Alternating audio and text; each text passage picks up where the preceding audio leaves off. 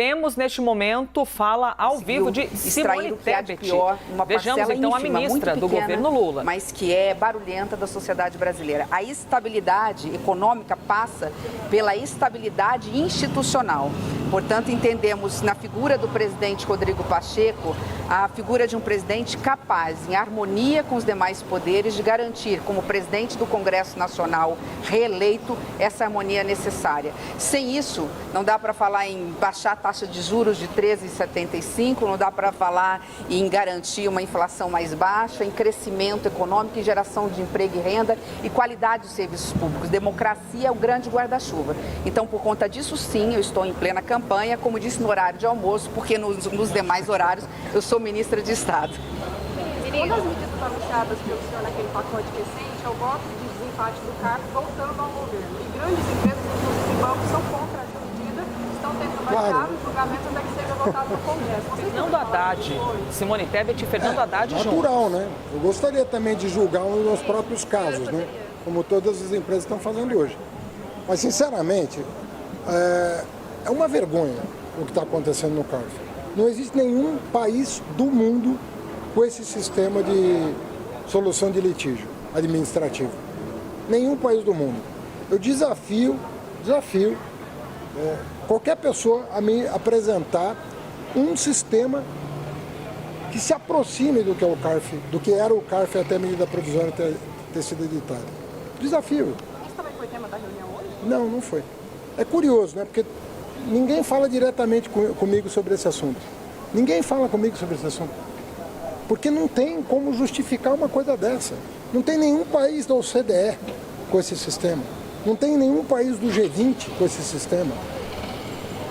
Eu estou aqui na presença de tantos jornalistas, me investiguem. Fala assim, ministro Haddad, achamos aqui um caso de um país que adota um modelo parecido com o que era o CARF. Não existe, simplesmente porque é impossível o próprio contribuinte julgar um auto de infração como é o que está acontecendo. E nós não estamos falando de milhares de empresas, nós estamos falando de 20, 30 empresas que estão se beneficiando do empate pró-contribuinte, com as teses mais absurdas, a ponto de desafiar a jurisprudência afirmada do Superior Tribunal de Justiça e do Supremo Tribunal Federal. Como é que um órgão administrativo pode reverter uma decisão do Supremo Tribunal Federal? Que é um colegiado com 11 ministros.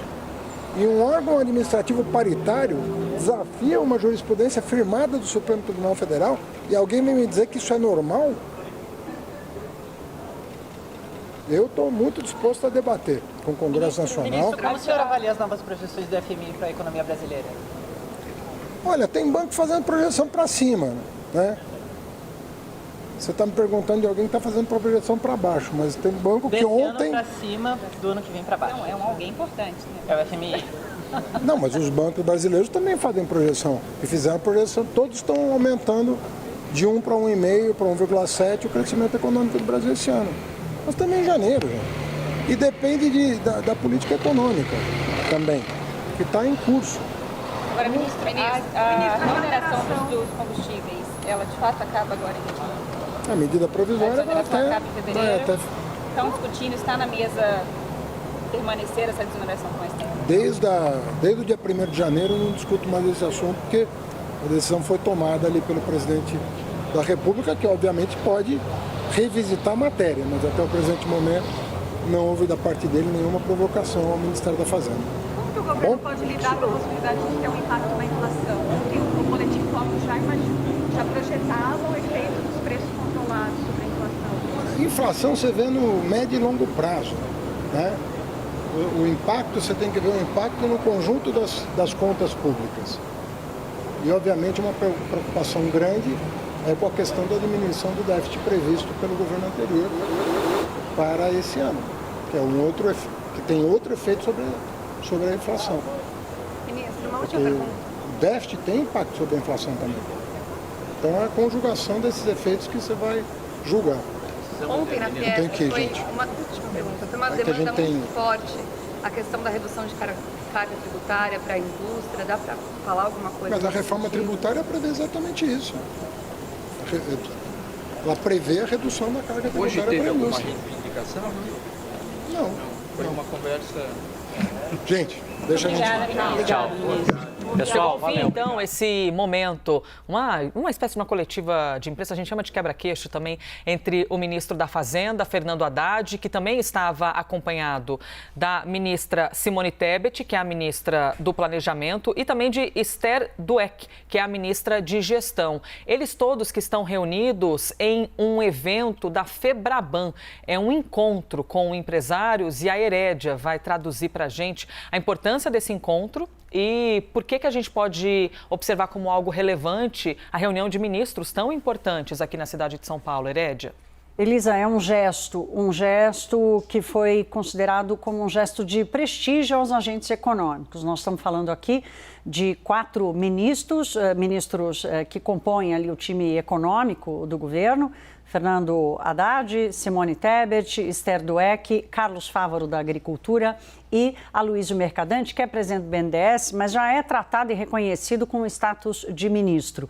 Quando eles atravessam São Paulo e vão até a Faria Lima para esse café da manhã com os banqueiros, isso é visto como um gesto de aproximação, de fortalecimento de pontes, mas especialmente de diálogo, porque o que a gente percebe é um humor e uma mudança de percepção muito rápida com os preços do mercado financeiro toda vez que aparece uma bravata política nos discursos. Mas, na prática, a discussão ela vai se dar num ambiente de mais diálogo. A Febraban está se abrindo a isso. Não é a primeira vez que a Haddad vai. Ele esteve lá em novembro do ano passado. Não era confirmado ainda ministro. Foi um pouco antes, uma semana antes de ser confirmado. Mas já falava como tal e já percebeu a abertura da Federação dos Bancos para manter esse diálogo. O ano começou com muito ruído, declarações do presidente Lula provocando, inclusive, o setor financeiro. E aí, de repente, vai essa turma toda lá na Faria Lima e senta com os banqueiros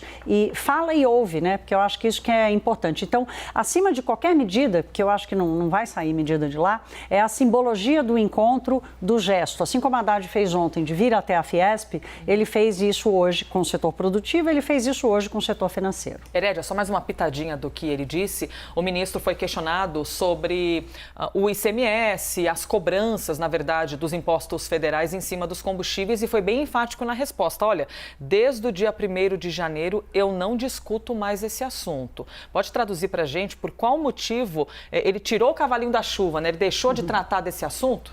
Não, ele está querendo dizer o seguinte: o governo decidiu, e parece que essa vai ser a decisão que vai ficar mantida, manter a desoneração dos impostos federais apenas para o diesel e para o gás de cozinha. Para a gasolina, para o querosene do avião, termina agora dia 28 de fevereiro, é o último prazo. A partir de 1º de março, os impostos federais voltam a ser cobrados da gasolina e do querosene de avião. A turma do setor aéreo está batalhando para evitar que esse imposto volte a ser arrecadado. Mas a Haddad tem uma batalha de cálculo financeiro para fazer com as contas públicas. Ele precisa desses 20 e poucos bilhões, 25 bilhões de reais que virão para os cofres públicos se os impostos federais voltarem a ser cobrados da gasolina. Portanto, ele está querendo se esquivar ali de se comprometer ou de uma decisão política que o atropele, que foi o caso, inclusive, da manutenção da desoneração, ou exatamente ficar cantando de galo ali, ou